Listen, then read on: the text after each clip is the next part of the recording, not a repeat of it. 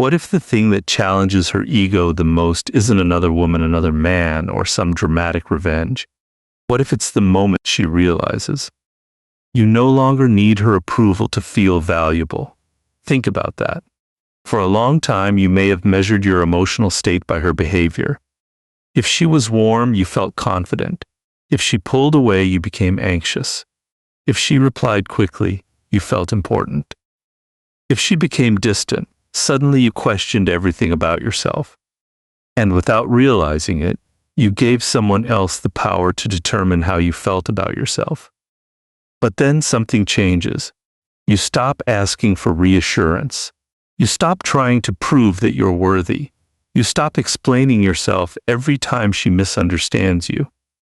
You stop chasing after every moment of distance. And most importantly, you stop needing her to confirm your value. That is where the entire dynamic begins to change, because there is a profound difference between wanting someone and needing their validation. You can deeply care about a woman and still have a life that stands independently of her approval. You can enjoy her attention without becoming dependent on it. You can appreciate affection without falling apart when it disappears. Psychology gives us a useful way to understand this.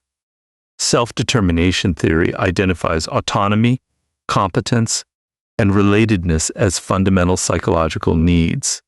Autonomy involves experiencing your choices as genuinely your own rather than being controlled by outside pressure. And that's the transformation you need. You begin choosing your behavior instead of reacting to hers. She doesn't text, you continue your day. She becomes distant. You don't immediately panic. She disagrees with you.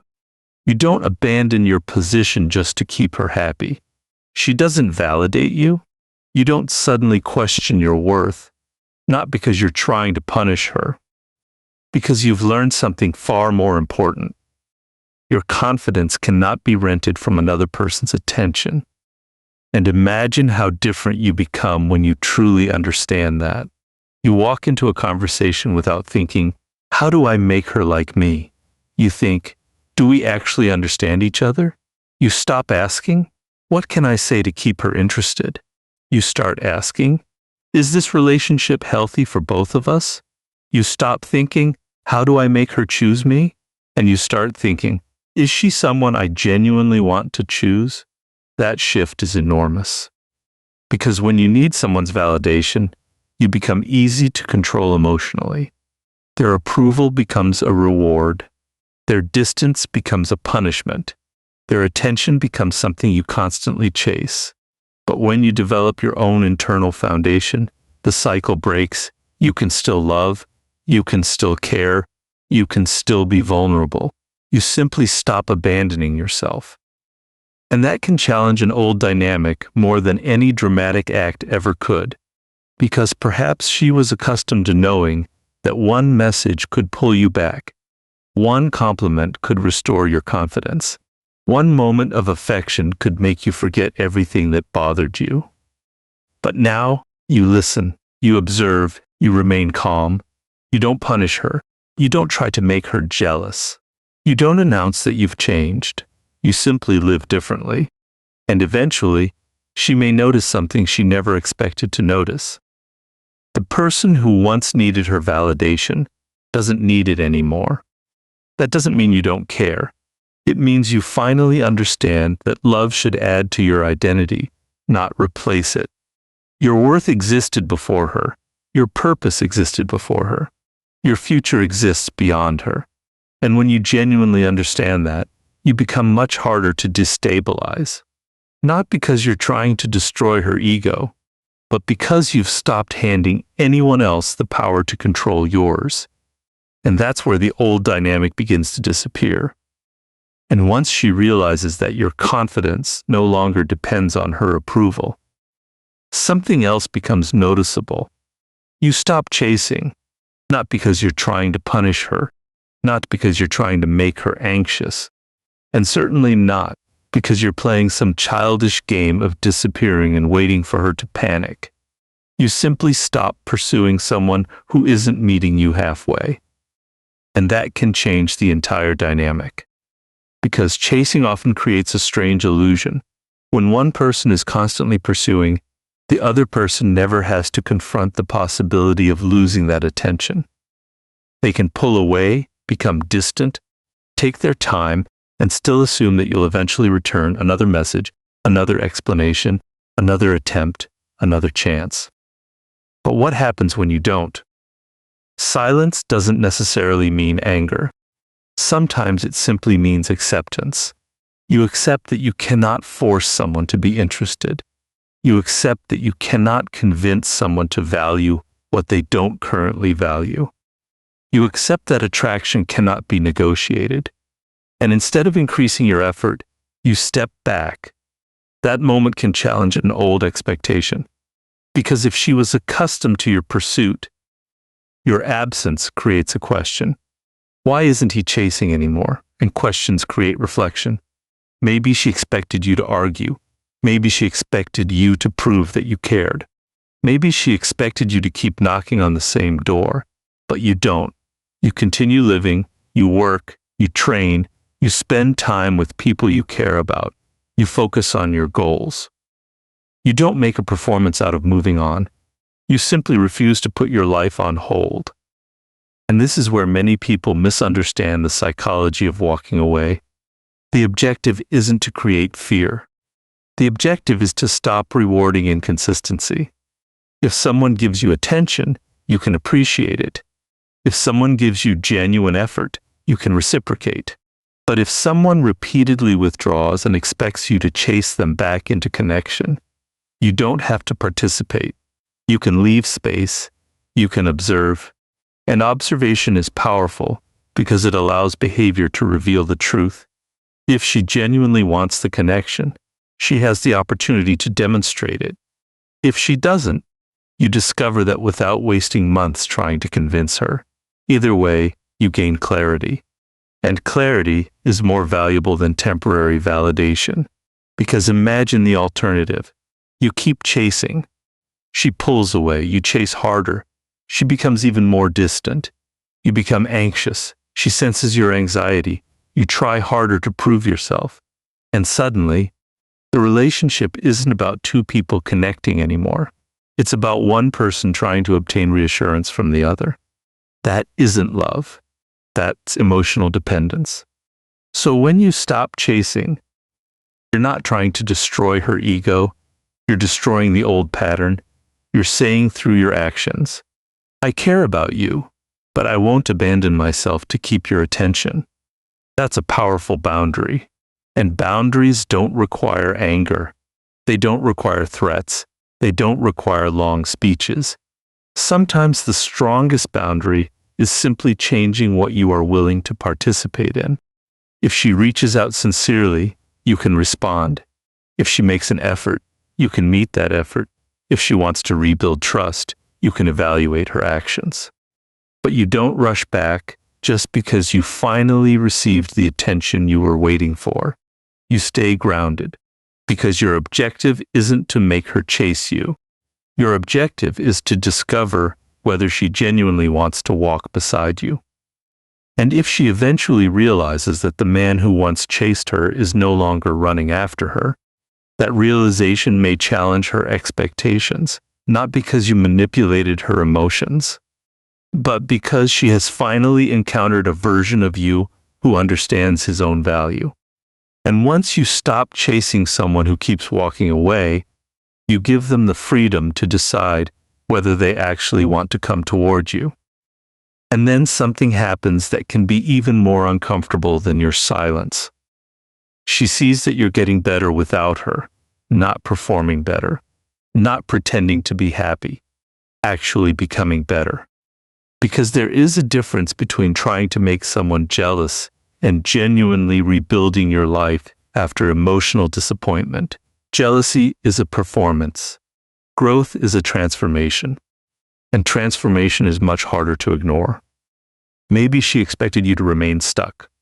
Maybe she imagined that after things ended, you would keep checking your phone, replaying old conversations, wondering what went wrong, and waiting for another opportunity.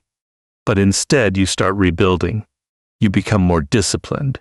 You take your goals seriously. You improve your health. You develop your skills. You spend more time with people who genuinely care about you. You become more confident in your decisions. And slowly, your life begins to look different.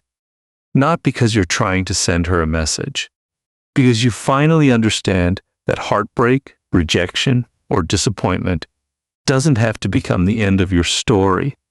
It can become the moment you start writing a better one. And that's where human psychology becomes interesting. When someone has a particular image of you in their mind, they often expect your behavior to remain consistent with that image. If she remembers you as the man who always chased, she may expect you to keep chasing. If she remembers you as the man who needed reassurance, she may expect you to keep asking for it. If she remembers you as someone who couldn't let go, she may assume you'll remain emotionally attached. But when reality contradicts that expectation, the mind has to adjust. Wait, he's different. He's actually moving forward. He doesn't seem stuck anymore. He's building something. And that realization can challenge the ego because it removes an assumption of control. But here's where you need to be careful. Do not build your life around making her notice your transformation. If every workout is secretly for her to see, if every achievement is secretly designed to make her regret leaving, if every photograph is posted hoping she'll react, then you're still living around her. You've changed the appearance of your behavior, but not the center of your attention.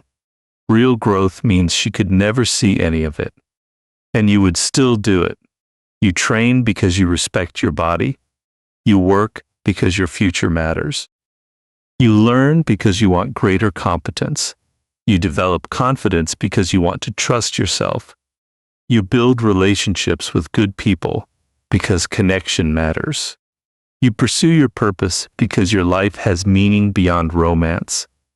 That's when growth becomes powerful, because you no longer need an audience. And when someone realizes that you didn't collapse without them, they may begin looking at the relationship differently. They may remember your strengths more clearly. They may reconsider moments they previously dismissed. They may wonder whether they underestimated you. But whether she thinks any of those things is ultimately outside your control. Your responsibility is the transformation itself. Because the greatest mistake a man can make is spending his entire life trying to prove to one woman that she made a mistake. Why waste your growth on proving a point? Become better because you refuse to remain the same person. Become stronger because life demands strength. Become wiser because experience taught you something. Become calmer because you no longer want your emotions controlled by someone else's decisions. And if she notices, fine. If she doesn't, you still win. Because the greatest revenge against a painful chapter isn't making someone regret closing the book. It's becoming so much stronger that you no longer need to reopen it. And perhaps that's what challenges the old dynamic most of all. She expected losing her to change your life. Instead, losing her became the moment you changed it yourself.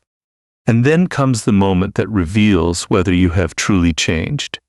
She tries to get a reaction from you and discovers that the reaction she once expected is no longer there. Maybe it's a sudden message after weeks of silence. Maybe it's a subtle attempt to get your attention. Maybe she becomes unusually warm. Maybe she posts something she knows you might notice. Or perhaps she simply appears again as if nothing ever happened. And the old version of you might have reacted immediately.